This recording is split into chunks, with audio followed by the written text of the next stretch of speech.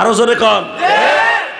এই ব্রাজিল এমন একটা দেশ, ডেনমার্ক এমন একটা দেশ, যেই দেশে আমার নবীর ছবি অঙ্কন করে, মা ফাতেমার ছবি অঙ্কন করে, এরা তোমরা জানো, সারা দুনিয়া জানে, ব্যঙ্গচিত্র করেছিল।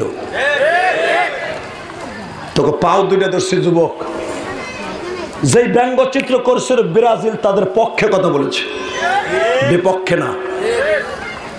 তোকে পাও দর্শী কোন মুসলমানের পোলা আদর্শবান নবীর দেশে আদর্শবান নবীকে পাইয়া সে কোনোদিন বিজাতির ইত্তেবা করতে পারে না।